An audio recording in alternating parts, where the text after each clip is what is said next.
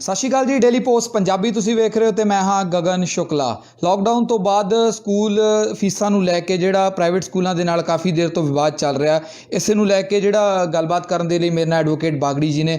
ਕਿਉਂਕਿ ਜੇ ਮਾਪਿਆਂ ਦੀ ਗੱਲ ਕੀਤੀ ਜਾਵੇ ਤਾਂ ਮਾਪੇ ਨੇ ਜਿਹੜੇ ਉਹ ਫੀਸਾਂ ਨੂੰ ਲੈ ਕੇ ਜਿਹੜੇ ਕਾਫੀ ਦੁਚਿੱਤੀ ਦੇ ਵਿੱਚ ਨੇ, ਕਿਉਂਕਿ ਜਿਹੜਾ ਲਾਕਡਾਊਨ ਹੋ ਚੁੱਕਿਆ ਹੈ, ਲੋਕਾਂ ਦੇ ਕੋਲ ਕੰਮਕਾਰ ਨਹੀਂ ਸੀਗੇ ਤੇ ਹਾਈ ਕੋਰਟ ਦੀ ਜਜਮੈਂਟ ਆਈ ਹੈ। ਇੱਕਦਮ ਜਿਹੜੇ ਮਾਪਿਆਂ ਨੂੰ ਝਟਕਾ ਮਿਲਿਆ ਕਿ ਜਿਹੜੀਆਂ ਸਕੂਲ ਨੇ ਉਹ ਪੂਰੀਆਂ ਫੀਸਾਂ ਲੈ ਸਕਦੇ ਨੇ। ਬਾਗੜੀ ਸਾਹਿਬ, ਤੁਸੀਂ ਇਹ ਕੇਸ ਦੇਖ ਰਹੇ ਹੋ, ਕਿਵੇਂ ਮੰਨਦੇ ਹੋ ਕਿ ਕਿਸ ਤਰਕ ਦੇ ਆਧਾਰ 'ਤੇ ਹਾਈ ਕੋਰਟ ਨੇ ਫੈਸਲਾ ਕੀਤਾ ਜੀ? ਦੇਖੋ, ਮੈਂ ਪਹਿਲਾਂ ਵੀ ਕਲੀਅਰ ਕਰ ਚੁੱਕਿਆ ਵੀ ਜੋ ਸਕੂਲਾਂ ਨੇ ਔਰਲੀ ਅਵਰਮੈਂਟਸ ਕੀਤੀਆਂ ਸੀ, ਮੂੰਹ ਜ਼ਬਾਨੀ ਕਿਹਾ ਸੀ ਵੀ ਸਾਡਾ ਖਰਚਾ ਜ਼ਿਆਦਾ ਅਤੇ ਇਨਕਮ ਘੱਟ ਹੈ, ਉਹਦੇ ਵਾਸਤੇ ਕੋਈ ਪ੍ਰੂਫ ਨਹੀਂ ਸੀ ਲਗਾਇਆ ਗਿਆ। 2013 ਦੀ ਡਿਵੀਜ਼ਨ ਬੈਂਚ ਦੀ ਜੱਜਮੈਂਟ ਅਤੇ 2016 ਦੇ ਐਕਟ ਦੇ ਮੁਤਾਬਕ ਜਿੰਨੇ ਸਕੂਲ ਨੇ ਇਹਨਾਂ ਨੂੰ ਪ੍ਰੋਫਿਟ ਐਂਡ ਲੋਸ ਅਕਾਊਂਟ ਅਤੇ ITRs ਫਾਈਲ ਕਰਨੀਆਂ ਜ਼ਰੂਰੀ ਨੇ ਹਰ ਸਾਲ ਜੀ। ਕਿਉਂਕਿ ਜਿੰਨੇ ਇਹ ਪ੍ਰਾਈਵੇਟ ਅਨਏਡਡ ਸਕੂਲਸ ਨੇ, ਇਹ ਚੈਰੀਟੇਬਲ ਇੰਸਟੀਟਿਊਸ਼ਨਸ ਨੇ, ਇਹ ਕੋਈ ਬਿਜ਼ਨਸ ਨਹੀਂ ਹੈ, ਕੋਈ ਜਿਵੇਂ ਆਪਣੀਆਂ ਦੁਕਾਨਾਂ ਜਾਂ ਮੌਲ ਵਾਲਾ ਸਿਸਟਮ ਨਹੀਂ ਹੈ। ਇੱਥੋਂ ਤੱਕ ਐਕਟ ਨੇ ਕਿਹਾ ਕਿ ਵੀ ਇਹਨਾਂ ਦੀ ਕੋਈ ਵੀ ਇਨਕਮ ਕਿਸੇ ਟਰਸਟੀ ਦੇ ਲਈ, ਕਿਸੇ ਹੋਰ ਪਰਪਸ ਦੇ ਲਈ ਯੂਜ਼ ਵੀ ਨਹੀਂ ਕੀਤੀ ਜਾ ਸਕਦੀ, ਕਿਸੇ ਹੋਰ ਜਗ੍ਹਾ 'ਤੇ ਇਨਵੈਸਟ ਵੀ ਨਹੀਂ ਕੀਤਾ ਜਾ ਸਕਦਾ। ਮੈਂ ਕੋਰਟ ਨੂੰ ਜਦੋਂ ਪਤਾ ਚੱਲਿਆ ਸੀ 22/5/2020 ਨੂੰ ਕੋਰਟ ਤੋਂ ਆਰਡਰ ਹੋ ਗਿਆ ਸੀ ਇਹਨਾਂ ਦੇ ਫੇਵਰ 'ਚ, ਅੰਤਰਿਮ ਸੀਗਾ ਵੀ 70% ਤੁਸੀਂ ਫੀ ਲੈ ਲਓ, ਕਿਉਂਕਿ 14/5/2020 ਨੂੰ ਪੰਜਾਬ ਗਵਰਨਮੈਂਟ ਨੇ ਇਹਨਾਂ 'ਤੇ ਬੈਨ ਲਗਾਤਾ ਸੀ ਕਿ ਵੀ ਇਹ ਸਿਰਫ ਅਤੇ ਸਿਰਫ ਟਿਊਸ਼ਨ ਫੀ ਚਾਰਜ ਕਰ ਸਕਦੇ ਨੇ। ਉਸ ਤੋਂ ਬਾਅਦ ਜਿਹੜੀ ਐਡਮਿਸ਼ਨ ਫੀ ਹੈ, ਜਿਹੜੀ ਇੱਕ ਵਾਰ ਇਹ ਚਾਰਜ ਕੀਤੀ ਜਾ ਸਕਦੀ ਹੈ, ਜਦੋਂ ਨੋਰਮਲ ਕੰਡੀਸ਼ਨਸ ਹੋ ਜਾਣਗੀਆਂ ਉਦੋਂ ਚਾਰਜ ਕਰ ਲੈਣ।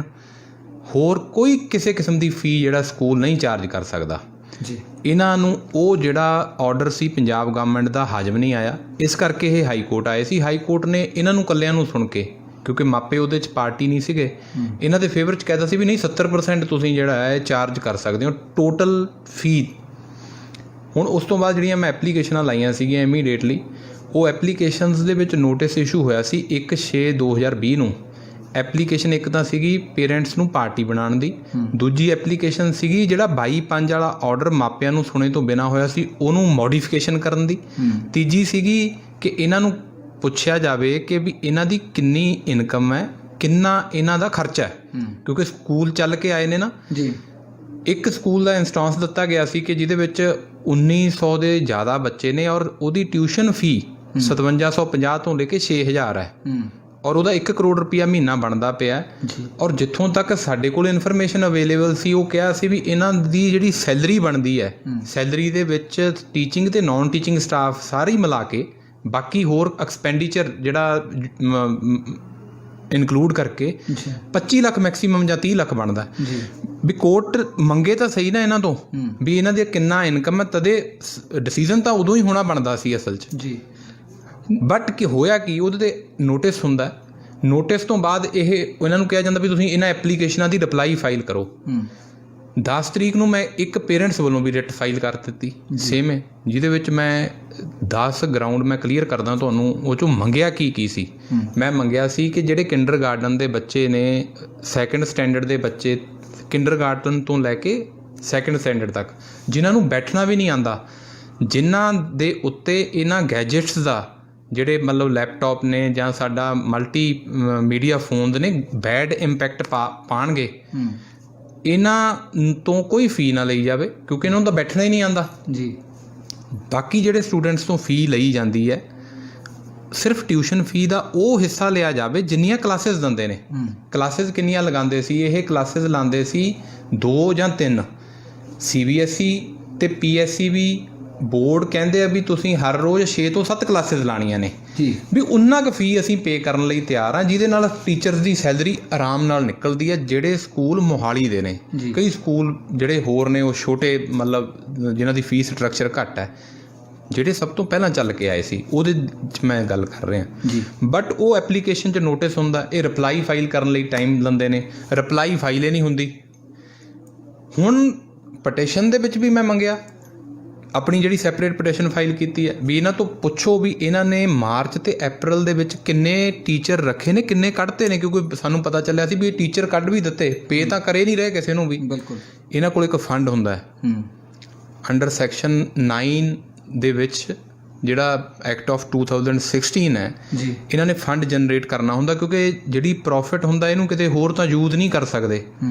ਉਹ ਫੰਡ ਦੇ ਵਿੱਚ ਕਰੋੜਾਂ ਰੁਪਇਆ ਕਿੰਨਾ ਪੈਸਾ ਉਹ ਯੂਜ਼ ਕੀਤਾ ਜਾ ਸਕਦਾ ਹੈ ਬੱਚਿਆਂ ਦੇ ਬੈਨੀਫਿਟ ਲਈ। ਜੀ ਮੈਂ ਕਿਹਾ ਸੀ ਵੀ ਉਹ ਪੈਸਾ ਯੂਜ਼ ਕਰ ਲੈਣ, ਅਗਰ ਪੈਸਾ ਘਟਦਾ ਪ੍ਰਪੋਰਸ਼ਨੇਟ ਫੀਸ ਲੈਣ ਤੋਂ ਬਾਅਦ ਵੀ ਘਟਦਾ, ਅਗਰ ਟੀਚਰਸ ਦੀ ਸੈਲਰੀ ਪੇ ਕਰਨ ਵਾਸਤੇ ਉਹਦੇ ਵਾਸਤੇ ਦਿਖਾਉਣਾ ਪੈਣਾ ਨਾ।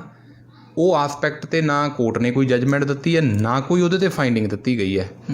ਅੱਗੇ ਮੈਂ ਮੰਗਿਆ ਸੀ ਕਿ ਵੀ ਜੇ ਕੋਈ ਬੱਚਾ ਲੈ ਵੀ ਰਿਹਾ ਕਲਾਸ, ਕੋਵਿਡ-19 ਦੀ ਸਿਚੁਏਸ਼ਨ ਕਰਕੇ ਡਿਜ਼ਾਸਟਰ ਮੈਨੇਜਮੈਂਟ ਐਕਟ ਦੇ ਅੰਡਰ ਗਵਰਨਮੈਂਟ ਨੇ ਡਿਸੀਜ਼ਨ ਲਏ ਨੇ ਜੀ। ਤੁਸੀਂ ਸਾਰੇ ਲੋਕਾਂ ਨੂੰ ਅੱਜ ਤੱਕ ਇਹ ਮੌਲਿਕ ਅਧਿਕਾਰ ਹਾਸਲ ਸੀ, ਤੁਸੀਂ ਆਪਣੇ ਘਰ ਤੋਂ ਬਾਹਰ ਜਾਓ, ਜਿੱਥੇ ਮਰਜ਼ੀ ਘੁੰਮੋ। ਜਿੱਦਣ ਦੀ ਇਹ ਸਿਚੁਏਸ਼ਨ ਸਟਾਰਟ ਹੋਈ ਹੈ ਕੋਵਿਡ-19 ਪੈਂਡੈਮਿਕ ਦੀ ਵਜ੍ਹਾ ਨਾਲ, ਲੋਕਡਾਊਨ ਕਰਕੇ ਤੁਹਾਨੂੰ ਅੰਦਰ ਬੰਦ ਕੀਤਾ ਜਾਂ ਨਹੀਂ ਕੀਤਾ? ਕਿਉਂ ਕੀਤਾ ਹੈ? ਕਿਉਂਕਿ ਡਿਜ਼ਾਸਟਰ ਮੈਨੇਜਮੈਂਟ ਐਕਟ ਦੇ ਅੰਡਰ ਜਿਹੜੀ ਪਾਵਰ ਹੈ, ਇਹਦਾ ਮਤਲਬ ਜਿਹੜਾ ਪ੍ਰਵੇਲਿੰਗ ਲਾਅ ਚੱਲਦਾ ਸੀ ਉਹ ਰੁਕ ਗਿਆ। ਇਹ ਨਵੀਆਂ ਕੰਡੀਸ਼ਨਾਂ, ਨਵੇਂ ਆਰਡਰ ਜਿਹੜੇ ਪਾਸ ਹੋਏ ਨੇ। ਇਸੇ ਤਰ੍ਹਾਂ ਸਕੂਲਾਂ 'ਤੇ ਲਗਾਮ ਕੱਸਣ ਲਈ ਪੰਜਾਬ ਗਵਰਨਮੈਂਟ ਨੇ ਵੀ ਰੋਕ ਲਾਈ ਸੀ। ਅਸੀਂ ਉਹ ਰੋਕ ਤੋਂ ਵੀ ਹੋਰ ਜ਼ਿਆਦਾ ਰੋਕ ਮੰਗਦੇ ਪਏ ਸੀ, ਇਸ ਕਰਕੇ ਬਰਾਬਰ ਜਿਹੜੀ ਹੈ ਰਿਟ ਫਾਈਲ ਕੀਤੀ ਗਈ ਸੀ। ਵਕੀਲ ਸਾਹਿਬ, ਮੇਰਾ ਇੱਕ ਸਵਾਲ ਹੈ, ਜਦੋਂ ਕੋਰਟ ਦੇ ਵਿੱਚ ਬਹਿਸ ਹੋਈ ਤਾਂ ਪ੍ਰਾਈਵੇਟ ਸਕੂਲਾਂ ਦਾ ਜਿਹੜੇ ਐਸੋਸੀਏਸ਼ਨ ਆ ਉਹਨਾਂ ਵੱਲੋਂ ਕਿਹੜੇ ਆਰਗੂਮੈਂਟ ਪੇਸ਼ ਕੀਤੇ ਗਏ ਸੀ, ਔਰ ਤੁਸੀਂ ਮਾਪਿਆਂ ਵੱਲੋਂ ਕਿਹੜੇ ਆਰਗੂਮੈਂਟ ਪੇਸ਼ ਕੀਤੇ ਜੀ? ਸਕੂਲਾਂ ਦਾ ਇੱਕ ਕਨਕਲੂਸਿਵ ਆਰਗੂਮੈਂਟ ਸੀ, ਸਾਡੇ ਖਰਚੇ ਜ਼ਿਆਦਾ ਨੇ, ਸਾਡੀ ਇਨਕਮ ਘੱਟ ਹੈ, ਅਸੀਂ ਸੈਲਰੀ ਪੇ ਕਰਨੀ ਹੈ, ਅਸੀਂ ਇਲੈਕਟ੍ਰੀਸਿਟੀ ਬਿੱਲ ਪੇ ਕਰਨਾ ਹੈ, ਅਸੀਂ ਜਿਹੜੀਆਂ ਬੱਸਾਂ ਖੜੀਆਂ ਉਹਦਾ ਦਾ ਟੈਕਸ ਪੇ ਕਰਨਾ। ਹਾਲਾਂਕਿ ਮੈਂ ਕਲੀਅਰ ਕਰ ਦੇਣਾ ਚਾਹੁੰਦਾ 70% ਇਹ ਕੰਟਰੈਕਟ 'ਤੇ ਰੱਖਦੇ ਨੇ ਲੋਕ, ਜਿਹੜੇ ਟਰਾਂਸਪੋਰਟਰ ਨੇ, ਜਿਨ੍ਹਾਂ ਨੂੰ ਦੌੜਾਤਾ ਇਹਨਾਂ ਨੇ ਕਦੋਂ ਦਾ। ਇਹ ਸਭ ਪ੍ਰੈਕਟੀਕਲੀ ਇਹ ਕਲੀਅਰ ਆ ਗੱਲ। 10 ਜਾਂ 20% ਜਾਂ 15% ਦਾ ਹੋ ਸਕਦਾ ਵੀ ਆਪਣੀਆਂ ਬੱਸਾਂ ਹੋਣ, ਉਹਨਾਂ ਦੀ ਕਿਸ਼ਤ ਪੇ ਕਰਨੀ ਹੈ। ਜਿਹੜੀਆਂ ਉਹ ਬੱਸਿਸ ਪਾਈਆਂ ਨੇ, ਜੇ ਇੱਕ ਸਕੂਲ ਨੇ 70 ਜਾਂ 10 ਜਾਂ 20 ਬੱਸਿਸ ਪਾਈਆਂ ਨੇ, ਉਹਨੂੰ ਇਨਕਮ ਸੀ ਤਦੇ ਪਾਈਆਂ ਨੇ ਨਾ। ਇਨਕਮ ਕਿੱਥੋਂ ਆਈ ਹੈ? ਪੇਰੈਂਟਸ ਦੇ ਫੰਡ ਕੋਲੋਂ। ਪੋਕਟ 'ਚੋਂ ਕੋਈ ਇਨਕਮ ਨਾ ਮੈਨੇਜਮੈਂਟ ਨੇ ਲਾਈ ਹੈ, ਨਾ ਕਿਸੇ ਦੀ ਪਰਸਨਲ ਇਨਕਮ ਬਣਦੀ ਪਈ ਹੈ। ਇਹ ਕਿਉਂਕਿ ਇਹ ਚੈਰੀਟੇਬਲ ਇੰਸਟੀਟਿਊਸ਼ਨਸ ਨੇ, ਸੋ ਮੈਂ ਇਹਨਾਂ ਨੇ ਇਹੀ ਉੱਥੇ ਲੈ ਕੇ ਕਿ ਅਸੀਂ ਸੈਲਰੀ ਪੇ ਕਰਨੀ ਹੈ, ਪਰ ਉਹਦਾ ਰਿਕਾਰਡ ਹੀ ਨਹੀਂ ਜਦੋਂ ਲਾਇਆ। ਪਤਾ ਤਾਂ ਉਦੋਂ ਚੱਲਦਾ ਨਾ, ਜਿਵੇਂ ਪਹਿਲਾਂ ਤਾਂ ਇਹਨਾਂ ਨੇ ਨਹੀਂ ਲਾਇਆ। ਜਦੋਂ ਮੈਂ ਐਪਲੀਕੇਸ਼ਨ ਪਹਿਲੇ ਬੈਂਚ ਕੋਲ ਲੱਗੀ, ਉਹਨਾਂ ਨੇ ਨੋਟਿਸ ਕੀਤਾ, ਜੇ ਐਪਲੀਕੇਸ਼ਨ 'ਚ ਜਾਨ ਸੀਗੀ ਤਦੇ ਨੋਟਿਸ ਹੋਇਆ ਨਾ, ਉਹਦੀ ਰਿਪਲਾਈ ਫਾਈਲ ਕੋਈ ਨਹੀਂ ਹੋਈ। ਉਸ ਤੋਂ ਬਾਅਦ ਆਰਗੂਮੈਂਟਸ ਦੇ ਦੌਰਾਨ ਵੀ ਪੇਰੈਂਟਸ ਨੂੰ ਜਿਹੜਾ ਆਪਣਾ ਪੱਖ ਰੱਖਣ ਦਾ ਪੂਰਾ ਸਮਾਂ ਚਾਹੀਦਾ ਸੀ, ਕਿਉਂਕਿ 12 ਤਰੀਕ ਨੂੰ ਆਰਗੂਮੈਂਟ ਇਹਨਾਂ ਦੇ ਕਨਕਲੂਡ ਹੋ ਗਏ ਸੀ। 15 ਤਰੀਕ ਲਈ ਸਾਡੇ ਆਰਗੂਮੈਂਟ ਕਨਕਲੂਜਨ ਲਈ ਟਾਈਮ ਦਿੱਤਾ ਗਿਆ ਸੀ। ਹੁਣ 15 ਤਰੀਕ ਨੂੰ ਵੀ ਇਹਨਾਂ ਨੂੰ ਦੁਬਾਰਾ ਸੁਣਿਆ ਗਿਆ। ਮੇਰਾ ਇਹ ਵੀ ਕੋਰਟ ਦੇ ਅੱਗੇ ਗਰੀਵਿਆਂਸ ਸੀ ਕਿ ਵੀ ਜਿਹੜੇ ਪੇਰੈਂਟਸ ਨੇ ਉਹਨਾਂ ਦੀ ਗਿਣਤੀ ਜਿਹੜੀ ਹੈ ਉਹ ਲੱਖਾਂ ਤੇ ਕਰੋੜਾਂ 'ਚ ਹੈ। ਜਿਹੜੇ ਸਕੂਲ ਨੇ ਉਹਨਾਂ ਦੀ ਜਿਹੜੀ ਗਿਣਤੀ ਹੈ ਉਹ ਹਜ਼ਾਰਾਂ 'ਚ ਹੈ ਜੀ। ਪ੍ਰਪੋਰਸ਼ਨੇਟ ਟਾਈਮ ਤਾਂ ਦਿੱਤਾ ਜਾਣਾ ਚਾਹੀਦਾ ਨਾ ਸਾਨੂੰ। ਟਾਈਮ ਚਲੋ ਮੈਂ ਨਹੀਂ ਉਹਦੇ 'ਤੇ ਕਮੈਂਟ ਕਰਨਾ ਚਾਹੁੰਦਾ, ਪ੍ਰੈਰੋਗੇਟਿਵ ਹੈ ਕੋਰਟ ਦਾ। ਬਟ ਜਦੋਂ ਮੈਂ ਜਜਮੈਂਟ ਪੜ੍ਹ ਰਿਹਾ ਹਾਂ, ਉਹ ਜਜਮੈਂਟ ਦੇ ਵਿੱਚ ਇਹ ਦੇਖਿਆ ਜਾ ਰਿਹਾ ਕਿ ਵੀ ਜਜਮੈਂਟ ਦੇ ਵਿੱਚ ਹਰ ਚੀਜ਼ ਇਹ ਯੂਜ਼ ਕਰਕੇ ਕਿ ਵੀ ਸਕੂਲਾਂ ਦੇ ਫੇਵਰ 'ਚ ਕਿੱਥੋਂ ਤੋਂ ਕਿੱਥੋਂ ਦੇ ਦਈਏ। ਅਸੀਂ ਤਾਂ ਕਹਿੰਦੇ ਸੀ ਵੀ ਟਿਊਸ਼ਨ ਫੀ ਵੀ ਉਨੀ ਦੇਣੀ ਹੈ ਜਿੰਨੇ ਬੱਚੇ ਔਨਲਾਈਨ ਕਲਾਸਿਸ ਲੈ ਰਹੇ ਨੇ। ਮੈਂ ਇਹ ਗੱਲ ਆਪਣੀ ਪਲੀਡਿੰਗਸ ਦੇ ਵਿੱਚ ਵੀ ਰੱਖੀ ਸੀ ਕਿ ਵੀ ਕੋਵਿਡ-19 ਦੀ ਵਜ੍ਹਾ ਕਰਕੇ ਅਸੀਂ ਬੱਚਿਆਂ ਨੂੰ ਐਡਮਿਸ਼ਨ ਦਵਾਈ ਸੀ ਜਦੋਂ ਸਾਡੀ ਇਨਕਮ ਨੋਰਮਲ ਸੀ, ਜਦੋਂ ਬੱਚਿਆਂ ਦੇ ਪੇਰੈਂਟਸ ਲੱਖ ਜਾਂ 1.5 ਲੱਖ ਰੁਪਇਆ ਮਹੀਨਾ ਕਮਾ ਰਹੇ ਸੀ।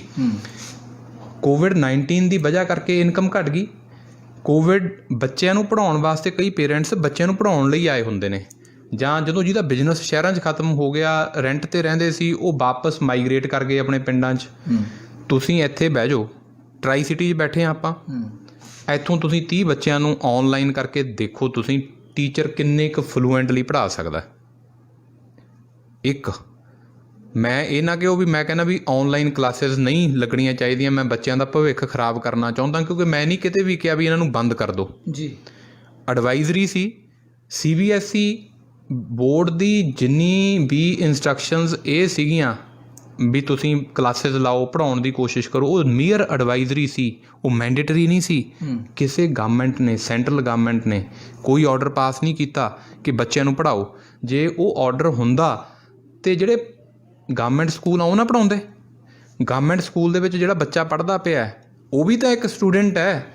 ਮੈਂ ਇੱਕ ਗੱਲ ਕਲੈਰੀਫਾਈ ਕਰ ਦੇਣਾ ਚਾਹੁੰਦਾ ਸਾਡੇ ਕਨਸਟੀਟਿਊਸ਼ਨ 'ਚ, ਸੰਵਿਧਾਨ ਦੇ ਵਿੱਚ 2002 ਦੇ ਵਿੱਚ ਆਰਟੀਕਲ 21A ਇਨਸਰਟ ਹੋਇਆ। ਉਹ ਕੀ ਹੈ? ਉਹ ਹੈ fundamental right to free and compulsory education between the children of the age 6 to 14 years. 6 ਤੋਂ 14 ਸਾਲ ਦੇ ਜਿਹੜੇ ਬੱਚੇ ਨੇ ਉਹਨਾਂ ਨੂੰ ਫ੍ਰੀ ਐਜੂਕੇਸ਼ਨ ਦੇਣ ਵਾਸਤੇ ਉਹ ਐਕਟ ਬਣੇ, ਉਹ ਫੰਡਾਮੈਂਟਲ ਰਾਈਟ ਬਣਿਆ। ਉਸ ਤੋਂ ਬਾਅਦ ਐਕਟ 2010 'ਚ ਬਣਿਆ। ਹੁਣ ਪ੍ਰਾਈਵੇਟ ਅਨਏਡਡ ਸਕੂਲ ਉਸੇ ਐਕਟ ਦੀ ਡੈਫੀਨੇਸ਼ਨ ਸੈਕਸ਼ਨ 2 ਸਬ ਕਲੌਜ਼ 4 ਦੇ ਵਿੱਚ, ਸਬ ਕਲੌਜ਼ N ਸਬ ਕਲੌਜ਼ 4 ਦੇ ਵਿੱਚ ਪ੍ਰਾਈਵੇਟ ਅਨਏਡਡ ਸਕੂਲ ਉਹਦਾ ਪਾਰਟ ਨੇ। ਠੀਕ ਹੈ, ਜਿਹੜਾ ਪ੍ਰਾਈਵੇਟ ਪ੍ਰੋਵਾਈਡ ਕਰਨਾ ਜੀ। ਹੁਣ ਤੱਕ ਅਸੀਂ ਪੇ ਕਰਦੇ ਆਏ ਹਾਂ। ਬੱਚਿਆਂ ਦੇ ਪੇਰੈਂਟਸ, ਚਾਹੇ ਜਿਹਦਾ ਬੱਚਾ ਪੜ੍ਹਦਾ ਨਹੀਂ ਵੀ ਪੜ੍ਹਦਾ, ਉਹ ਜੇ ਮਾਚਿਸ ਦੀ ਇੱਕ ਤਿੱਲੀ ਵੀ ਲੈਣ ਜਾਂਦਾ ਹੈ, ਇੱਕ ਸਮਾਲ ਤੋਂ ਸਮਾਲ ਚੀਜ਼ ਮੈਂ ਇਸ ਕਰਕੇ ਯੂਜ਼ ਕਰ ਰਿਹਾ, ਹਰ ਚੀਜ਼ 'ਤੇ ਐਜੂਕੇਸ਼ਨ ਸੈਸ ਲੱਗਾ, ਟੈਕਸ ਲੱਗਾ। ਇਹਨਾਂ ਦਾ ਕੇਸ ਇਹ ਨਹੀਂ ਸੀ ਕਿ ਵੀ ਬੱਚਿਆਂ ਦੇ ਪੇਰੈਂਟਸ ਨੂੰ ਗਵਰਨਮੈਂਟ ਗ੍ਰਾਂਟ ਦੇ ਰਹੀ ਹੈ 5000 ਰੁਪਇਆ ਮਹੀਨਾ, ਇਹ ਬੱਚਿਆਂ ਦੇ ਪੇਰੈਂਟਸ ਸਾਨੂੰ ਪੇ ਨਹੀਂ ਕਰ ਰਹੇ। ਸਕੂਲਾਂ ਦੀ ਇਹ ਗਰਾਊਂਡ 'ਤੇ ਨਹੀਂ ਸੀ। ਜੇ ਕੋਵਿਡ-19 ਇੱਕ ਸਕੂਲ ਲਈ ਕਿਸੇ ਹੋਰਾਂ ਲੋਕਾਂ ਲਈ ਲੱਗਿਆ ਤਾਂ ਬੱਚਿਆਂ ਦੇ ਪੇਰੈਂਟਸ ਲਈ ਵੀ ਤਾਂ ਲੱਗਿਆ। ਉਹ ਕੋਈ ਇੱਦਾਂ ਦਾ ਸਿਸਟਮ ਤਾਂ ਹੈ ਨਹੀਂ ਵੀ ਇਹਨਾਂ ਦੀ ਜਾਦੂ ਦੀ ਛੜੀ ਹੈ, ਪੇਰੈਂਟਸ ਕੋਲ ਉਹਨਾਂ ਕੋਲ ਪੈਸੇ ਆਉਂਦੇ ਨੇ। ਮੈਂ ਤਾਂ ਕੋਰਟ ਨੂੰ ਆਪਣੀ ਰਿਪਲਾਈ 'ਚ ਵੀ ਕਿਹਾ, ਮੈਂ ਆਰਗੂਮੈਂਟ 'ਚ ਵੀ ਕਿਹਾ, ਦੁਨੀਆ ਦੇ ਵਿੱਚ ਇੰਡੀਆ ਨੂੰ ਛੱਡ ਦਿਓ, ਕਿਤੇ ਵੀ ਕੋਈ ਇੱਦਾਂ ਦਾ ਕਾਨੂੰਨ ਨਹੀਂ ਜਿਹੜੀਆਂ ਸਰਵਿਸਿਜ਼ ਤੁਸੀਂ ਲਈਆਂ ਹੀ ਨਹੀਂ ਉਹਦੇ ਵਾਸਤੇ ਤੁਹਾਨੂੰ ਕਿਹਾ ਜਾਵੇ ਪੇ ਕਰ ਦਿਓ। ਹੁਣ ਕੋਰਟ ਨੇ ਇਸ ਜੱਜਮੈਂਟ ਦੇ ਵਿੱਚ ਇੱਕ ਪੁਆਇੰਟ ਆਊਟ ਕਰਤਾ ਕਿ ਤੁਸੀਂ ਸਕੂਲਾਂ ਕੋਲੇ ਜਾਓ, ਸਕੂਲਾਂ ਨੂੰ ਦਿਖਾਓ ਆਪਣੀ ਇਨਕਮ ਕੀ ਹੈ। ਸਕੂਲਾਂ ਕੋਲ ਇਨਕਮ ਪੇਰੈਂਟਸ ਕਿਉਂ ਦਿਖਾਣ? ਪੇਰੈਂਟਸ ਦਾ ਚਾਹੇ ਮਤਲਬ ਕਰੋੜਪਤੀ ਹੈ ਇੱਕ ਪੇਰੈਂਟਸ, ਕੁਐਸਚਨ ਤੇ ਇਹ ਹੈ ਵੀ ਉਹਨੇ ਸਰਵਿਸਿਜ਼ ਉਹਦੇ ਬੱਚੇ ਨੇ ਲਈਆਂ ਜਾਂ ਨਹੀਂ ਲਈਆਂ। ਕਾਨੂੰਨ ਸਭ ਲਈ ਇੱਕ ਬਰਾਬਰ ਹੈ। ਮੇਰਾ ਸਮਾਂ ਇੱਥੇ ਰੋਕਦਾ ਵਕੀਲ ਸਾਹਿਬ, ਤੁਹਾਨੂੰ ਪੰਜਾਬ ਸਰਕਾਰ ਦੀ ਭੂਮਿਕਾ ਕਿਵੇਂ ਦੇਖਦੇ ਹੋ? ਹਾਈ ਕੋਰਟ ਦੇ ਝਟਕੇ ਤੋਂ ਬਾਅਦ ਸਰਕਾਰ ਵੀ ਕਹਿ ਰਹੀ ਹੈ ਅਸੀਂ ਪੇਰੈਂਟਸ ਦਾ ਕੇਸ ਲੜਾਂਗੇ ਜੀ। ਦੇਖੋ, ਪੰਜਾਬ ਗਵਰਨਮੈਂਟ ਤਾਂ ਪਾਰਟੀ ਹੈ, ਮੇਰੇ ਵਾਲੀ ਪਟੀਸ਼ਨ 'ਚ ਵੀ ਪਾਰਟੀ ਹੈ, ਉਹਨਾਂ ਵਾਲੀ ਪਟੀਸ਼ਨ 'ਚ ਵੀ ਪਾਰਟੀ ਹੈ। ਕਿਉਂਕਿ ਗਵਰਨਮੈਂਟ ਨੇ ਹੀ ਇੰਸਟਰਕਸ਼ਨਸ ਇਸ਼ੂ ਕਰਨੀ ਹੈ, ਗਵਰਨਮੈਂਟ ਨੇ ਹੀ ਲੈਜਿਸਲੇਟ ਕਰਨਾ ਹੈ। ਗਵਰਨਮੈਂਟ ਦੀਆਂ ਇੰਸਟਰਕਸ਼ਨਸ ਜਿੱਥੇ ਇਹ ਕਿਹਾ ਗਿਆ ਸੀ ਵੀ ਟਿਊਸ਼ਨ ਫੀ ਲੈ ਸਕਦੇ ਹਾਂ, ਕੋਰਟ ਨੇ ਉਹ ਵੀ ਮੋਡੀਫਾਈ ਕਰਤੀਆਂ, ਮਤਲਬ ਤੋੜਤੀਆਂ ਨੇ। ਗਵਰਨਮੈਂਟ ਆਪਣਾ ਪੱਖ ਬਚਾਉਣ ਵਾਸਤੇ LPA 'ਚ ਜਾਵੇ। ਪਹਿਲਾਂ ਤਾਂ ਮੈਂ ਇਹ ਗੱਲ ਕਲੈਰੀਫਾਈ ਕਰ ਦਿੰਦਾ, ਗਵਰਨਮੈਂਟ ਨਾਲ ਅਸੀਂ ਕਿੱਥੇ ਮੇਲ ਨਹੀਂ ਖਾਂਦੇ। ਗਵਰਨਮੈਂਟ ਨੇ ਆਪਣੇ ਆਰਡਰ 'ਚ ਕਿਹਾ ਸੀ ਕਿ ਵੀ ਇਹ ਐਡਮਿਸ਼ਨ ਫੀਸ ਜਦੋਂ ਨੋਰਮਲ ਕੰਡੀਸ਼ਨ ਹੋ ਜਾਊਗੀ ਉਦੋਂ ਲੈ ਲਓ। ਕਿਉਂ ਲੈ ਲਓ? ਪੈਸੇ ਤਾਂ ਪੇਰੈਂਟਸ ਕੋਲ ਹੁਣ ਨਹੀਂ, ਖਾਣਾ ਖਾਣ ਨੂੰ ਲੋਕੀ ਇਹੋ ਜਿਹੇ ਬੈਠੇ ਹੋਏ ਨੇ, ਤਰਸਦੇ ਨੇ, ਉਹਨਾਂ ਕੋਲ ਮਤਲਬ ਆਪਣੀ ਫਾਈਨੈਂਸ਼ੀਅਲ ਕੰਡੀਸ਼ਨ ਇੰਨੀ ਵੀਕ ਹੋ ਗਈ ਕਿਉਂਕਿ ਇਨਕਮ ਖਤਮ ਹੋ ਗਈ ਨਾ ਸਰ। ਕੋਈ ਰੈਸਟੋਰੈਂਟ ਨਹੀਂ ਚੱਲ ਰਿਹਾ, ਕਿੰਨੇ ਲੋਕਾਂ ਦੇ ਬਿਜ਼ਨਸ ਸੀਗੇ ਜੀ। ਇੱਕ ਮੈਂ ਤੁਹਾਨੂੰ ਹਾਈਲਾਈਟ ਕਰਦਾ ਹਾਂ, ਇੱਕ ਸੈਂਟਰਲ ਗਵਰਨਮੈਂਟ ਦਾ ਇੰਸਟਰਕਸ਼ਨਸ ਸੀਗੀਆਂ ਕਿ ਜਿੰਨੇ ਪ੍ਰਾਈਵੇਟ ਆਰਗੇਨਾਈਜੇਸ਼ਨਸ ਨੇ ਚਾਹੇ ਇੰਡਸਟਰੀਜ਼ ਨੇ, ਉਹ ਇੰਪਲਾਈਜ਼ ਨੂੰ ਆਪਣਿਆਂ ਨੂੰ ਫੁੱਲ ਵੇਜਸ ਪੇ ਕਰਨ। ਉਹ ਇੰਡਸਟਰੀ ਵਾਲੇ ਸੁਪਰੀਮ ਕੋਰਟ ਅਪਰੋਚ ਕੀਤਾ ਜੀ। ਫਿਕਸ ਇੰਡਸਟਰੀਅਲ ਪ੍ਰਾਈਵੇਟ ਲਿਮਟਿਡ ਦਾ ਮੈਟਰ ਹਲੇ ਵੀ ਪੈਂਡਿੰਗ ਪਿਆ, ਇੰਟਰਮ ਆਰਡਰ ਉਹ 'ਚ ਹੋ ਗਿਆ ਸੀ।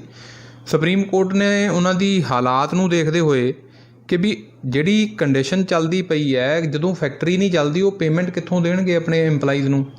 ਉਹ ਫੈਕਟਰੀਆਂ ਦੇ ਵਿੱਚ, ਇੰਡਸਟਰੀਜ਼ ਦੇ ਵਿੱਚ ਕਿੰਨੇ ਬੱਚਿਆਂ ਦੇ ਪੇਰੈਂਟਸ ਜਿਹੜੇ ਸੀਗੇ ਉਹ ਜੌਬਸ ਕਰਦੇ ਸੀ ਜੀ। ਉਹ ਜੌਬ ਹੁਣ ਹਰ ਆਸਪੈਕਟ ਨੂੰ ਵਿਚਾਰ ਕੇ ਡਿਸੀਜ਼ਨ ਤਾਂ ਬਣਦਾ ਸੀ ਫੇਵਰ 'ਚ ਆਉਣ ਦਾ, ਡਿਸੀਜ਼ਨ ਆ ਗਿਆ ਟੋਟਲੀ ਆਪੋਜ਼ਿਟ। ਇਸੇ ਕਰਕੇ ਤਾਂ ਸਾਡੇ ਕੋਲ ਰਾਈਟ ਹੈਗਾ, ਰਾਈਟ ਟੂ ਅਪੀਲ ਦਾ। ਅਸੀਂ ਅਪੀਲ, ਅਗਲਾ ਰਸਤਾ ਕੀ ਆ ਹੁਣ? ਮਾਨਯੋਗ ਹਾਈ ਕੋਰਟ ਵੱਲੋਂ ਤੁਹਾਨੂੰ ਝਟਕਾ ਦਿੱਤਾ ਗਿਆ, ਪੇਰੈਂਟਸ ਨੂੰ ਝਟਕਾ ਦਿੱਤਾ ਕਿ ਕੋਈ ਜਿਹੜਾ ਫੈਸਲਾ ਇਹ ਪ੍ਰਾਈਵੇਟ ਸਕੂਲਾਂ ਦੇ ਫੇਵਰ ਚਲਾ ਗਿਆ। ਹੁਣ ਤੁਹਾਡੇ ਕੋਲ ਅਗਲਾ ਰਸਤਾ ਕੀ ਹੈ? ਸਰ, LPA ਫਾਈਲ ਕਰਨ ਦਾ ਸਾਡੇ ਕੋਲ ਰਾਈਟ ਹੈਗਾ ਵਿਦਨ 30 ਡੇਜ਼।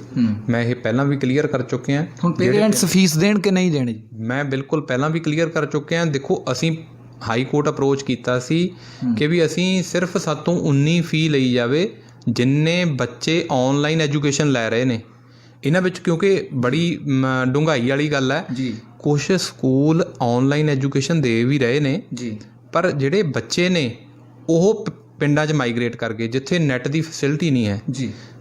ਉਹਨਾਂ ਤੋਂ ਵੀ ਕੋਈ ਪੇਮੈਂਟ ਨਹੀਂ ਲਈ ਜਾਵੇ। ਮੈਂ ਟੈਕਨੀਕਲੀ ਤੁਹਾਨੂੰ ਦੱਸਦਾ ਮੈਂ ਕਿਉਂ ਇਹ ਗੱਲ ਦਾ ਕਨਕਲੂਜਨ ਕੀ ਹੈ।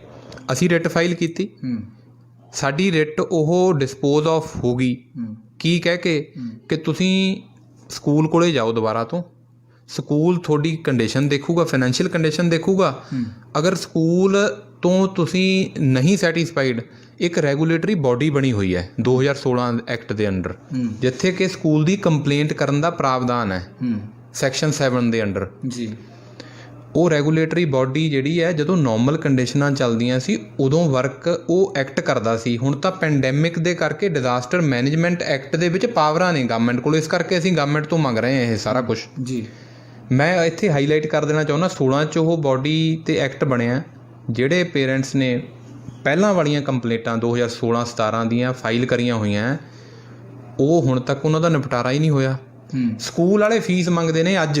ਮੈਂ ਪਟੀਸ਼ਨ 'ਚ ਉਹ ਰਿਕਾਰਡ ਨਾਲ ਲਾਇਆ ਜਿੱਥੇ ਕਿੰਡਰਗਾਰਡਨ ਦੇ ਬੱਚਿਆਂ ਤੋਂ ਪੇਰੈਂਟਸ ਨੂੰ ਡਰਾ ਕੇ ਕਿ ਤੁਹਾਡੇ ਬੱਚੇ ਦਾ ਨਾਂ ਕੱਟ ਦਿਆਂਗੇ। ਟੋਟਲ ਫੀਸ ਵਸੂਲੀ ਹੋਈ ਹੈ ਸਕੂਲਾਂ ਨੇ। ਮੈਂ ਪਟੀਸ਼ਨ 'ਚ ਮੰਗਿਆ ਸੀ ਵੀ ਇਹ ਵਾਪਸ ਕਰਵਾਈ ਜਾਵੇ, ਕਿਉਂਕਿ ਉਦੋਂ ਤੱਕ ਗਵਰਨਮੈਂਟ ਦਾ ਆਰਡਰ ਸੀ ਨਾ ਵੀ ਟਿਊਸ਼ਨ ਫੀਸ ਤੋਂ ਜ਼ਿਆਦਾ ਨਹੀਂ ਲੈ ਸਕਦੇ। ਉਹਨਾਂ ਨੇ ਉਹ ਆਰਡਰ ਤਾਂ ਵਾਇਲੇਟ ਕਰਤਾ ਨਾ ਉਹ ਸਕੂਲਾਂ ਨੇ।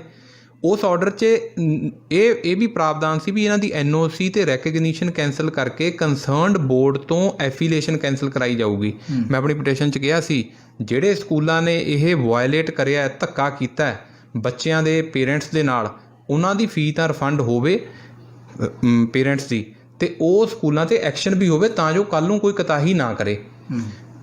ਉਹ ਵਾਲਾ ਉਹਦੇ 'ਤੇ ਕੋਈ ਫਾਈਂਡਿੰਗ ਨਹੀਂ ਹੈ, ਸਿਰਫ ਇੱਕ ਕਾਮਨ ਕਹਿ ਤਾ ਵੀ ਤੁਸੀਂ ਸਕੂਲ ਕੋਲੇ ਜਾਓ। ਹੁਣ ਤੁਸੀਂ ਦੱਸੋ ਇਹ ਗਰਾਊਂਡ ਲੈ ਕੇ ਸਕੂਲ ਕੋਲ ਜਾਣਾ ਬਣਦਾ? ਜਿਹਨੇ ਪੈਸੇ ਲੈ ਲਏ ਉਹਨੇ ਰਿਟਰਨ ਤਾਂ ਕੀ ਕਰਨੇ ਆ, ਉੱਤੋਂ ਕੋਰਟ ਨੇ ਇਹ ਆਰਡਰ ਕਰਤਾ ਜਿਹਨੇ ਕਲਾਸ ਦਿੱਤੀ ਹੈ ਜਾਂ ਨਹੀਂ ਦਿੱਤੀ ਉਹ ਪੈਸੇ ਲੈ ਲਓ। ਜੇ ਹਾਂ ਜੋ ਪਿਛਲੇ ਸਾਲ ਫੀਸ ਚੱਲਦੀ ਸੀ ਉਹ ਫੀਸ ਰੱਖਣਗੇ ਸਕੂਲ। ਜੇ ਸਕੂਲ ਨੂੰ ਲੱਗਦਾ ਨਾ ਵੀ ਉਹ ਫੀਸ ਨਾਲ ਸਾਡਾ ਘਰ ਪੂਰਾ ਨਹੀਂ ਹੁੰਦਾ, ਉਹਨਾਂ ਨੂੰ ਇੱਕ ਹੋਰ ਆਪਸ਼ਨ ਦੇਤੀ ਕਿ ਉਹ ਗਵਰਨਮੈਂਟ ਕੋਲ ਜਾਣ, DEO ਕੋਲ ਐਪਲੀਕੇਸ਼ਨ ਲਾਉਣ, ਅਤੇ ਉਹ 3 ਹਫ਼ਤੇ 'ਚ ਡਿਸਾਈਡ ਕਰੂਗਾ ਵੀ ਹਾਂ ਜੇ ਹੋਰ ਤੁਸੀਂ ਚਾਰਜ ਕਰਨਾ ਉਹੀ ਕਰੇਗਾ ਨਾ ਉਹ, ਵੀ ਸਕੂਲ ਨੂੰ ਹੋਰ ਪਰਮਿਸ਼ਨ ਦੇ ਦੂਗਾ। ਮਤਲਬ ਮਾਪਿਆਂ ਦੀ ਨਹੀਂ ਸੁਣੀ ਗਈ। ਸਰ ਇੱਕ ਮਿੰਟ ਮੈਂ ਕਨਕਲੂਡ ਕਰ ਰਿਹਾ। ਇੱਥੋਂ ਤੱਕ ਕਿਹਾ ਗਿਆ ਹੈ ਕਿ ਜੇ ਪ੍ਰਾਈਵੇਟ ਸਕੂਲ ਨੇ ਜਿਹੜੇ ਉਹਨਾਂ ਨੇ ਆਪਣੀ ਕੋਈ ਬਿਲਡਿੰਗ ਯੂਜ਼ ਕੀਤੀ ਹੈ, ਕੋਈ ਇਲੈਕਟ੍ਰੀਸਿਟੀ ਦਾ ਬਿੱਲ ਉਹਨਾਂ ਨੂੰ ਆਉਂਦਾ ਹੈ, ਕੋਈ ਵਾਟਰ ਸੈਨੀਟੇਸ਼ਨ ਦਾ ਖਰਚਾ ਹੈ, ਉਹ ਖੁਦ ਹੀ ਕੈਲਕੂਲੇਟ ਕਰਨ ਆਪਣੇ ਆਪ ਹੀ ਬੈਠ ਕੇ, ਅਤੇ ਉਹ ਬੱਚਿਆਂ ਦੇ ਪੇਰੈਂਟਸ ਤੋਂ ਰਿਕਵਰ ਕਰ ਲੈਣ ਜੀ। ਬੱਚਿਆਂ ਦੇ ਪੇਰੈਂਟਸ ਨੇ ਜਿਹੜੇ ਉਹ ਕਿੱਥੋਂ ਆਪਣੇ ਖਰਚੇ ਰਿਕਵਰ ਕਰਨ?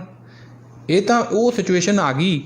ਅੱਜ ਸਕੂਲ ਇੱਥੇ ਆ ਗਏ, ਕੱਲ੍ਹ ਨੂੰ ਬੱਚਿਆਂ ਦੇ ਪੇਰੈਂਟਸ ਰਿਟ ਪਾ ਦੇਣ ਵੀ ਸਾਨੂੰ ਵੀ ਪੈਸੇ ਮਿਲਣੇ ਚਾਹੀਦੇ, ਕਿ ਰਾਈਟ ਟੂ ਫਰੀ ਐਜੂਕੇਸ਼ਨ, ਜਾਂ ਸਾਨੂੰ ਗਵਰਨਮੈਂਟ ਦਾ ਵੀ ਜਿਹੜਾ ਰਾਈਟ ਹੈ ਉਹ ਸਿਟੀਜ਼ਨ ਦੇ ਪ੍ਰਤੀ ਹੈ। ਕੁਐਸਚਨ ਜਿਹੜਾ ਤੁਸੀਂ ਮੇਰੇ ਤੋਂ ਪੁੱਛਿਆ ਸੀ ਫੀਸ ਪੇ ਕਰਨ ਦਾ, ਵੀ ਫੀਸ ਪੇ ਕਰਨ ਜਾਂ ਨਾ ਕਰਨ, ਮੈਂ ਉੱਥੇ ਹੀ ਫੇਰ ਆ ਜਾਂਦਾ। ਰਿਟ ਬਹੁਤ ਇਲੈਬੋਰੇਟ ਹੈ, ਉਹ 'ਚ ਮੈਂ ਇਹ ਵੀ ਮੰਗਿਆ ਜੇ ਸਕੂਲ ਦੀ ਮੈਨੇਜਮੈਂਟ ਜਿਹੜੀ, ਕਿਉਂਕਿ ਸਕੂਲ ਇੱਕ ਚੈਰੀਟੇਬਲ ਇੰਸਟੀਟਿਊਸ਼ਨ ਹੈ, ਮੈਂ ਨਹੀਂ ਕਹਿੰਦਾ ਐਕਟ ਕਹਿੰਦਾ, ਸਕੂਲ ਕੋਈ ਇਨਕਮ ਨਹੀਂ ਰੱਖ ਸਕਦਾ। School the building it means parents ਦੇ ਫੰਡ ਤੋਂ ਬਣੀ ਹੋਈ ਹੈ। ਜਦੋਂ ਕੋਈ ਸੁਸਾਇਟੀ ਬਣਦੀ ਹੈ ਉੱਥੇ ਇੱਕ ਜਗ੍ਹਾ ਰਿਜ਼ਰਵ ਕਰੀ ਜਾਂਦੀ ਹੈ ਕਾਹਦੇ ਲਈ? ਸਕੂਲ ਬਣਾਉਣ ਲਈ, ਜਿਵੇਂ ਹੌਸਪੀਟਲ ਬਣਾਉਣ ਲਈ। ਜਦੋਂ ਉਹ ਐਲੋਕੇਟ ਕਰੀ ਜਾਂਦੀ ਹੈ ਉਹ ਬਿਲਕੁਲ ਘੱਟ ਰੇਟ 'ਤੇ ਦਿੱਤੀ ਜਾਂਦੀ ਹੈ। ਜਿੱਥੇ ਤੁਸੀਂ 100 ਗਜ ਦਾ ਪਲਾਟ ਨਹੀਂ ਲੈ ਸਕਦੇ, ਉਹ ਸਕੂਲ ਨੂੰ ਐਲੋਕੇਟ ਕੀਤੀ ਜਾਂਦੀ ਹੈ। ਕਾਹਦੇ ਲਈ? ਬੱਚਿਆਂ ਦੇ ਭਲੇ ਲਈ ਕੀਤੀ ਜਾਂਦੀ ਹੈ।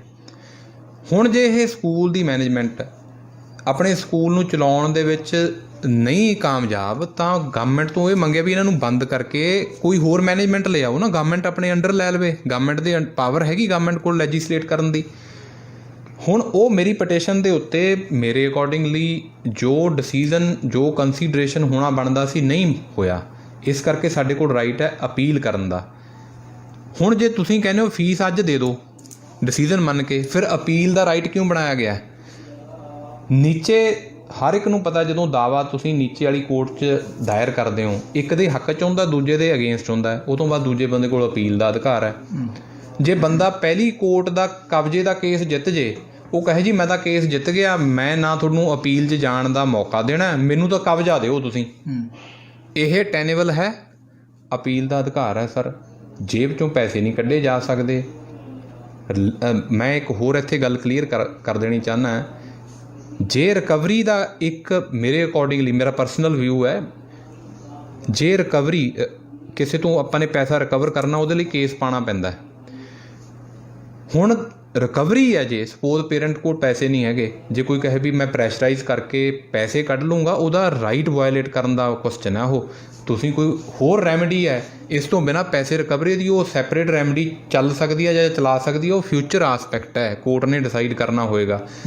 ਕਿੰਨੀਆਂ ਜਜਮੈਂਟਾਂ ਹੋਣ ਤੋਂ ਬਾਅਦ ਤੁਸੀਂ ਆਪ ਵੀ ਜਾਣਦੇ ਹੋ ਐਗਜ਼ੀਕਿਊਸ਼ਨਾਂ ਵਾਸਤੇ, ਅਜਰਾ ਵਾਸਤੇ ਟਾਈਮ ਲੱਗ ਜਾਂਦਾ ਹੈ। ਹਾਲੇ ਤਾਂ ਸਾਡਾ ਟਾਈਮ ਕੁਛ ਵੀ ਨਹੀਂ ਹੋਇਆ, ਹਾਲੇ 30 ਤਰੀਕ ਦੀ ਜਜਮੈਂਟ ਆਈ ਹੈ। ਮੈਨੂੰ ਅੱਜ ਵੀ ਮੈਸੇਜ ਆ ਰਹੇ ਸੀ ਪੇਰੈਂਟਸ 'ਤੇ ਵੀ ਸਾਤੋਂ ਮੈਸੇਜ ਕਰਕੇ ਪੈਸੇ ਮੰਗ ਰਹੇ ਨੇ ਸਕੂਲ ਵਾਲੇ।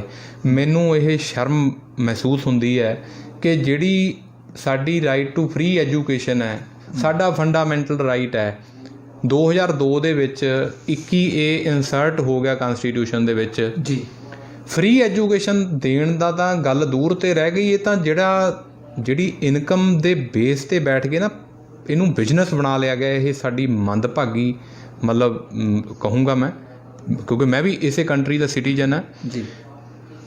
Yes sir. ਵਕੀਲ ਸਾਹਿਬ, ਮੇਰਾ ਲਾਸਟ ਸਵਾਲ ਹੈ ਤੁਹਾਨੂੰ, ਕਿੱਥੋਂ ਤੱਕ ਇਹ ਲੜਾਈ ਲੜੋਗੇ, ਕਿੱਥੋਂ ਤੱਕ ਇਹ ਲੜਾਈ ਨੂੰ ਜਿਹੜੀ ਲੈ ਕੇ ਜਾਓਗੇ? ਕਿਉਂਕਿ ਕਾਫੀ ਜਿਹੜੇ ਪੇਰੈਂਟਸ ਨੇ, ਗਰੀਬ ਪੇਰੈਂਟਸ ਨੇ, ਗਰੀਬ ਬੱਚਿਆਂ ਦੇ ਮਾਪੇ ਨੇ, ਉਹ ਤੁਹਾਡੇ ਵੱਲ ਦੇਖ ਰਹੇ ਨੇ। ਕਮੈਂਟ ਚਾਹੀਦਾ ਕਿ ਲੜਾਈ ਨੂੰ ਕਿੱਥੇ ਤੱਕ ਲੈ ਕੇ ਜਾਓਗੇ? ਮੈਂ I am going to clarify, ਜਿਸ ਦਿਨ ਤੋਂ ਇਹ ਮੈਂ ਕੇਸ ਸ਼ੁਰੂ ਕੀਤਾ ਹੈ, 1 ਰੁਪਇਆ ਕਿਸੇ ਤੋਂ ਲਿਆ ਨਹੀਂ, ਨਾ ਲੈਣਾ ਹੈ।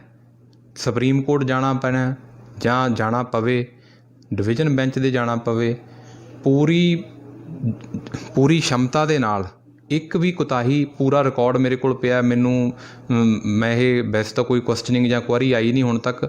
ਮੈਂ ਤੁਹਾਨੂੰ ਇਹ ਕਲੀਅਰ ਕਰ ਦੇਣਾ ਚਾਹੁੰਦਾ ਵੀ 2018-19 ਦੇ ਵਿੱਚ ਜਿਹੜਾ ਸਿੱਖ ਸਾਈਕਲਿਸਟ ਵਾਲਾ ਕੇਸ ਹੋਇਆ ਸੀ ਸੁਪਰੀਮ ਕੋਰਟ, JS ਪੁਰੀ ਵਾਲਾ ਕੇਸ ਸੀ, ਉਹ 'ਚ ਵੀ ਮੈਂ ਇੰਟਰਵਿਨਰ ਦੀ ਐਪਲੀਕੇਸ਼ਨ ਲਾ ਕੇ ਜਿਸ ਦਿਨ ਫਾਈਨਲ ਡਿਸੀਜ਼ਨ ਹੋਇਆ full bench of the apex court ਨੇ ਉਹ ਕੇਸ 'ਚ ਇੰਟਰਵੀਨ ਕਰਨ ਤੋਂ ਮਨਾ ਕਰਤਾ ਸੀ। ਉਹ 15 ਮਿੰਟ ਮੈਂ ਬਾਅਦ 'ਚ ਕੋਰਟ ਦੇ ਲਏ ਸੀ ਐਂਡ ਦੇ ਵਿੱਚ। ਇਹ ਸਾਰੇ ਵਕੀਲ ਸਾਹਿਬਾਨਾਂ ਨੂੰ ਪਤਾ ਹੈ, ਚਾਹੇ ਉਹ ਦਿੱਲੀ ਗੁਰਦੁਆਰਾ ਪ੍ਰਬੰਧਕੀ ਕਮੇਟੀ ਦਾ ਵਕੀਲ, ਸਾਰੇ ਹਾਜ਼ਰ ਸੀ, ਕੋਰਟ ਰੂਮ ਭਰਿਆ ਹੋਇਆ ਸੀ। 15 ਮਿੰਟ ਮੇਰੀ ਸੁਣਵਾਈ ਕਰਨ ਤੋਂ ਬਾਅਦ ਹੀ ਆਰਡਰ ਪਾਸ ਹੋਇਆ ਸੀ, ਅਦਰਵਾਈਜ਼ ਕੋਰਟ ਨੇ ਇਹ ਵੀ ਕਹਿਤਾ ਸੀ ਇੰਟਰਵੀਨ ਨਹੀਂ ਕਰਾਂਗੇ ਜੀ। ਮੈਂ ਪਿਛਲੇ ਸਾਲ ਦਾ ਦੱਸ ਰਿਹਾ ਤੁਹਾਨੂੰ, 4 ਨਵੰਬਰ ਨੂੰ ਸੁਪਰੀਮ ਕੋਰਟ ਨੇ ਇਹ ਆਰਡਰ ਕਰਤਾ ਸੀ ਵੀ ਕਿਸਾਨ ਪਰਾਲੀ ਨੂੰ ਅੱਗ ਲਾ ਕੇ ਦਿੱਲੀ ਦਾ ਇਨਵਾਇਰਮੈਂਟ ਗੰਦਾ ਕਰਦੇ ਨੇ, ਇਹਨਾਂ 'ਤੇ ਪਰਚੇ ਕਰੋ। ਅਗਰ SHO ਜਾਂ SDM ਐਕਸ਼ਨ ਨਹੀਂ ਲੈਂਦਾ, ਚੀਫ ਸੈਕਟਰੀ ਨੂੰ ਇਨ ਪਰਸਨ ਬੁਲਾ ਲਿਆ ਸੀਗਾ ਵੀ ਇਹਨਾਂ 'ਤੇ ਆਫੀਸ਼ੀਅਲਸ 'ਤੇ ਕਾਰਵਾਈ ਕੀਤੀ ਜਾਵੇ। 4 ਨਵੰਬਰ ਦਾ ਆਰਡਰ ਹੈ। 6 ਨਵੰਬਰ ਨੂੰ ਕੇਸ ਫਿਰ ਰੱਖਿਆ ਹੋਇਆ ਸੀ। 6 ਨਵੰਬਰ ਨੂੰ ਮੈਂ ਜਦੋਂ ਅਪੀਅਰ ਹੋਇਆ ਸੁਪਰੀਮ ਕੋਰਟ 'ਚ ਫਾਰਮਰਸ, ਕਿਉਂਕਿ ਮੈਂ ਫਾਰਮਰਸ ਦੇ ਕੇਸ ਹਾਈ ਕੋਰਟ 'ਚ ਦੇਖ ਰਿਹਾ ਸੀ, ਉਹ ਕੇਸ ਵੀ ਮੈਂ ਫ੍ਰੀ ਆਫ ਕਾਸਟ, ਮੈਨੂੰ ਇਹ ਸੀ ਵੀ ਸੁਪਰੀਮ ਕੋਰਟ 'ਚ ਜਿਹੜਾ ਫਾਰਮਰਸ ਦਾ ਪੱਖ ਨਹੀਂ ਸੁਣਿਆ ਗਿਆ। 6 ਤਰੀਕ ਨੂੰ 3 ਘੰਟੇ ਮੈਨੂੰ ਸੁਣਨ ਤੋਂ ਬਾਅਦ ਰਾਤੀ 7:30 ਵਜੇ 6 ਮਾਰਚ ਦਾ ਨਵੰਬਰ ਦਾ ਆਰਡਰ ਹੈ। ਸੁਪਰੀਮ ਕੋਰਟ ਜਿਹਨੇ ਮਤਲਬ ਇਹ ਕਹਿਤਾ ਸੀ ਵੀ ਕਿਸਾਨਾਂ ਨੂੰ ਅੰਦਰ ਕਰ ਦਿਓ, ਉਹਨਾਂ 'ਤੇ ਪਰਚੇ ਕਰ ਦਿਓ, ਸੁਪਰੀਮ ਕੋਰਟ ਨੇ ਮੇਰੀਆਂ ਦਲੀਲਾਂ ਨਾਲ ਸਹਿਮਤ ਹੁੰਦੇ ਹੋਏ 6 ਨਵੰਬਰ ਨੂੰ ਪੰਜਾਬ ਸਰਕਾਰ ਨੂੰ, ਹਰਿਆਣਾ ਸਰਕਾਰ ਨੂੰ ਅਤੇ UP ਗਵਰਨਮੈਂਟ ਦਾ ਸੈਕਟਰੀ ਸੀ, ਆਰਡਰ ਕਰਤਾ ਸੀ ਫਾਰਮਰਸ ਲਈ ਕਿ ਇਹਨਾਂ ਨੂੰ ਪੈਸੇ ਪੇ ਕਰੋ। ਆਬਜ਼ਰਵੇਸ਼ਨ ਕਰਤੀ ਸੀ ਮੇਰੇ, ਜਿਵੇਂ ਮੈਂ ਕਹਿੰਦਾ ਸੀ ਵੀ farmer is the backbone of our country. ਜੇ ਅਸੀਂ ਫਾਰਮਰ ਨੂੰ ਮਾਰ ਦਾਂਗੇ ਤਾਂ ਅਸੀਂ ਭੁੱਖੇ ਮਰ ਜਾਵਾਂਗੇ।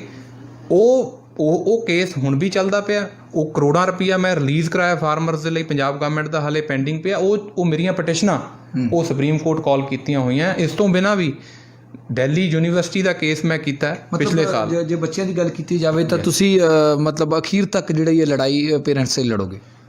ਸਰ, ਮੈਂ ਤੁਹਾਨੂੰ ਕਲੀਅਰ ਕਰਦਾ, ਮੈਂ ਚੈਨਲ ਦੇ ਥਰੂ ਕਲੀਅਰ ਕਰਦਾ, ਕੋਈ ਜਿਹੜਾ ਪੇਰੈਂਟ ਹੈ, ਚਾਹੇ ਗਰੀਬ ਹੈ ਚਾਹੇ ਅਮੀਰ ਹੈ, ਕੋਈ ਭਿਖਾਰੀ ਨਹੀਂ ਹੈ। ਤੁਸੀਂ ਮਾਲਕ ਹੋ, ਤੁਸੀਂ ਆਪਣੇ ਰਾਈਟਸ ਨੂੰ ਨਾ ਤੁਹਾਨੂੰ ਕੋਈ ਵਾਇਲੇਟ ਕਰ ਸਕਦਾ। ਜਿਹਨਾਂ ਮਰਜ਼ੀ ਕਰਕੇ ਜਿਹਨੇ ਪੇ ਕਰਨਾ ਜਾਂ ਜੋ ਕਰਨਾ ਉਹਦੀ ਆਪਣੀ ਮਰਜ਼ੀ ਹੈ। ਕਾਨੂੰਨਨ ਰਾਏ ਮੈਂ ਤੁਹਾਨੂੰ ਦੱਸਤੀ, ਸਾਡੇ ਕੋਲ ਅਪੀਲ ਦਾ ਅਧਿਕਾਰ ਮੈਂ ਨਹੀਂ ਬਣਾਇਆ, ਇਹ ਕਨਸਟੀਟਿਊਸ਼ਨ ਨੇ ਬਣਾਇਆ ਹੋਇਆ, ਉਹਨੂੰ ਪੂਰੀ ਅਵੇਲ ਕਰਾਂਗੇ। ਔਰ ਮੈਂ ਤੁਹਾਨੂੰ ਇਹ ਵੀ ਕਲੀਅਰ ਕਰ ਦਿੰਦਾ, ਬਹੁਤ ਨੀਅਰ ਫਿਊਚਰ 'ਚ, ਕਿਉਂਕਿ ਮੈਂ ਸੁਪਰੀਮ ਕੋਰਟ ਦਾ ਪੜ੍ਹ ਰਿਹਾ, ਮੈਂ ਇਹ 'ਚ ਵੀ ਸਾਈਟ ਕੀਤੇ ਸੀ, ਉਹ ਜਦੋਂ ਵੀ ਸੁਪਰੀਮ ਕੋਰਟ ਇੰਟਰਵਿਨਰ ਦੀ ਮੇਰੀ ਅਲਾਓ ਹੋ ਜਾਏਗੀ, ਕਿਉਂਕਿ ਹਾਲੇ ਫਿਲਹਾਲ ਮੈਂ ਜਾ ਰਿਹਾ ਉੱਥੇ, ਇੱਥੇ LPA ਫਾਈਲ ਕਰ ਰਿਹਾ, ਉਹ ਵੀ ਤੁਹਾਨੂੰ ਕਲੀਅਰ ਕਰ ਦਾਂਗੇ, ਕਿਉਂਕਿ I am also proceeding in similar case ਨੇ, ਉਹ ਵੀ ਠੀਕ ਹੈ, ਉਹ ਵੀ ਤੁਹਾਨੂੰ ਕਲੀਅਰ ਕਰ ਦਿੱਤਾ ਜਾਊਗਾ। ਬਹੁਤ ਮਿਹਰਬਾਨੀ। Thank you. ਸੋ ਇਹ ਐਡਵੋਕੇਟ ਬਾਗੜੀ ਨੇ ਜੋ ਕਿ ਜਿਹੜੇ ਫੀਸਾਂ ਦੇ ਮੁੱਦੇ ਤੋਂ ਲੈ ਕੇ ਜਿਹੜੀ ਪੇਰੈਂਟਸ ਦਾ ਜਿਹੜਾ ਪੱਖ ਲੜ ਰਹੇ ਨੇ। ਸੋ ਇੰਟਰਵਿਊ ਦੌਰਾਨ ਇਹਨਾਂ ਨੇ ਹਰ ਕਾਨੂੰਨੀ ਪੱਖ ਦੇ ਨਾਲ ਇਹਨਾਂ ਜਿਹੜੇ ਮਾਪੇ ਨੇ ਸਕੂਲ ਫੀਸਾਂ ਨੂੰ ਲੈ ਕੇ ਜਿਹੜਾ ਇਸ ਵੇਲੇ ਵਿਵਾਦ ਹੈ, ਹਰ ਕਾਨੂੰਨੀ ਪੱਖ ਨਾਲ ਜਿਹੜਾ ਜਾਣੂ ਕਰਾਇਆ। ਸੋ ਇਹਨਾਂ ਦਾ ਕਹਿਣਾ ਕਿ ਅਪੀਲ ਦਾ ਅਧਿਕਾਰ ਸਾਨੂੰ ਸਾਡੇ ਸੰਵਿਧਾਨ ਨੇ ਦਿੱਤਾ ਹੈ, ਤਾਂ ਉਹ ਬਿਲਕੁਲ ਜਿਹੜੀ ਅਪੀਲ ਹੈ ਉਹ ਅੱਗੇ ਕਰਨਗੇ। ਸੁਪਰੀਮ ਕੋਰਟ ਤੱਕ ਲੜਨ ਦੀ ਗੱਲ ਕਹੀ ਜਾ ਰਹੀ ਹੈ ਅਤੇ ਕਿਸੇ ਵੀ ਮਾਪੇ ਨੂੰ ਜਿਹੜੀ ਫੀਸ ਨਾ ਦੇਣ ਦੀ ਅਪੀਲ ਵੀ ਕਰ ਰਹੇ ਨੇ। ਸੋ ਮੇਰੇ ਸਹਿਯੋਗੀ ਸੁਰਿੰਦਰ ਸ਼ਰਮਾ ਅਤੇ ਸਤੇਸ਼ ਸ਼ਰਮਾ ਦੇ ਨਾਲ ਗਗਨ ਸ਼ੁਕਲਾ, ਡੇਲੀ ਪੋਸਟ ਪੰਜਾਬੀ।